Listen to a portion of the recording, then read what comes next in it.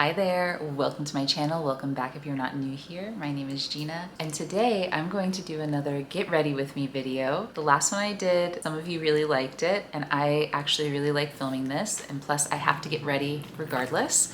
So yeah, let's do some makeup, and today I want to share with you a few things that I'm finding just excruciatingly chic for summer and end of summer. I've been wanting to do one of these videos. I've seen a couple of creators who I'll link in the description do this like what I find chic series, and I love it. I'm chronically on Pinterest. I love Pinterest and I'm constantly being inspired. But there are some things that I'm noticing I'm pinning over and over again, a few trends in the things that I'm pinning. So I'm going to share a few of those with you as I do my makeup for today.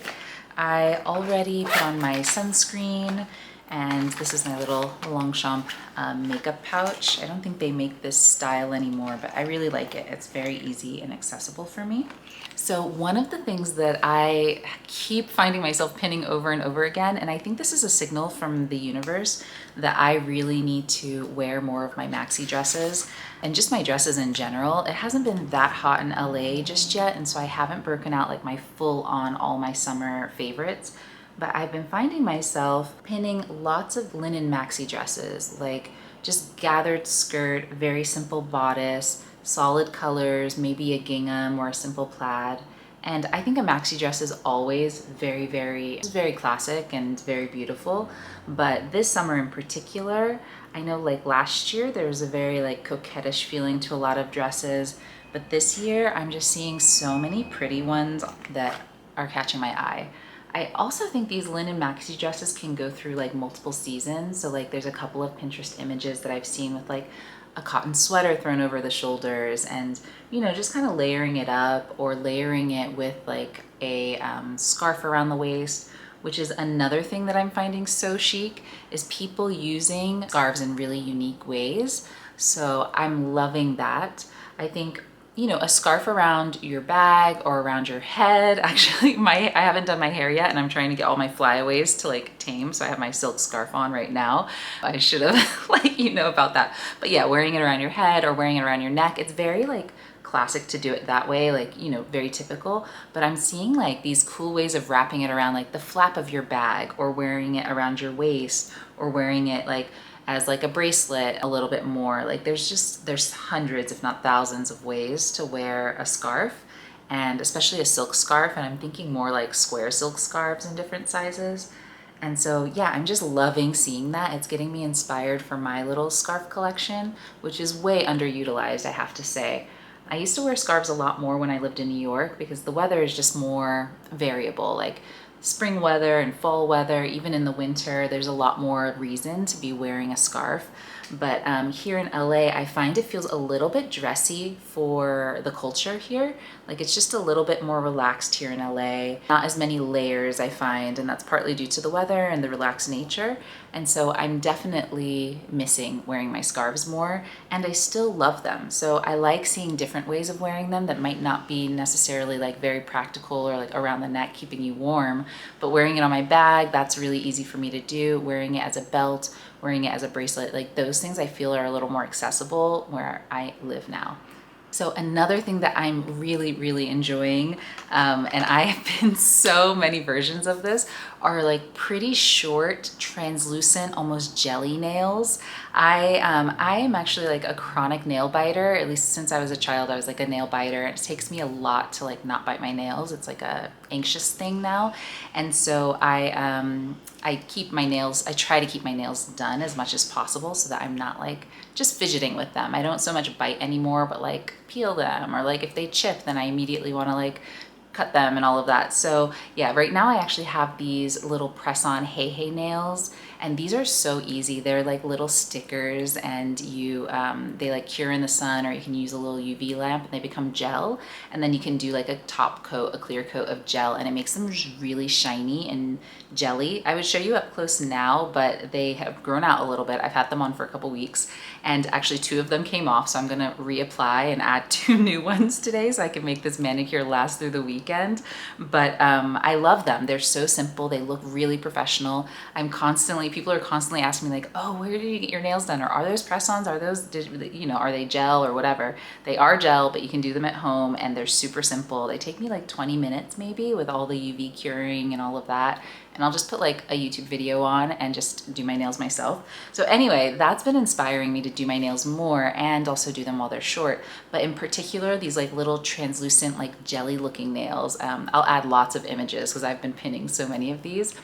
Those are just, I love them. I love them. I think they're just really beautiful and really just fun, especially for the summer. They kind of look like little candies or something.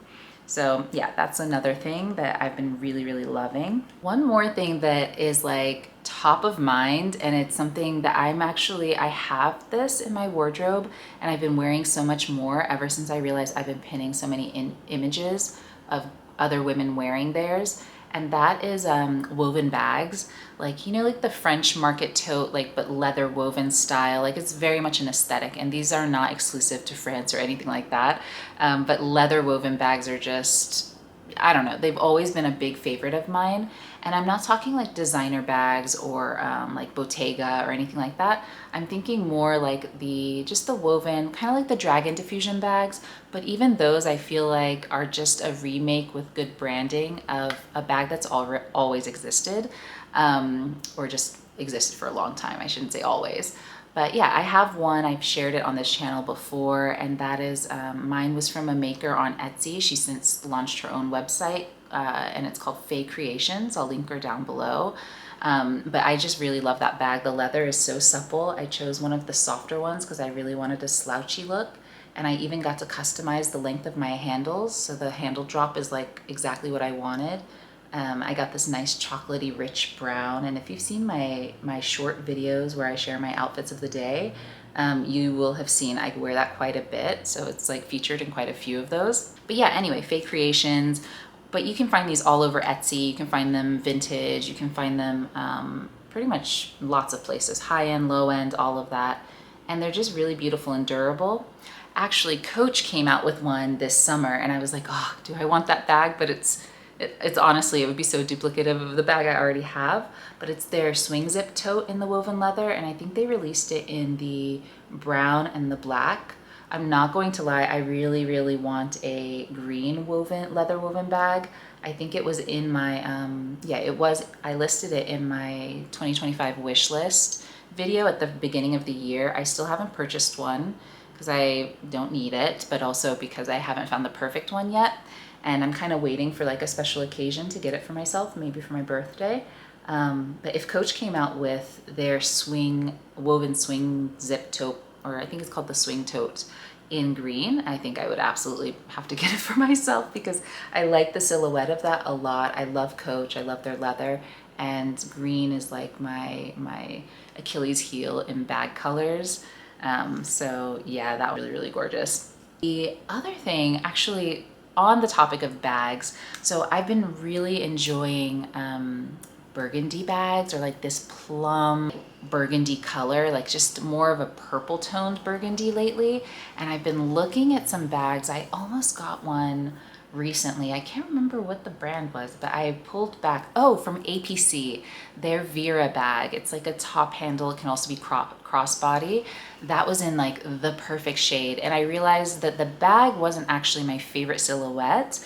It wasn't so much the bag itself that I really, really loved, but it was the color. The color was just like beautiful to me, and so I almost bought that bag purely for the color. And I was like, okay, this is a little irrational. You don't love this bag. Will you actually wear it?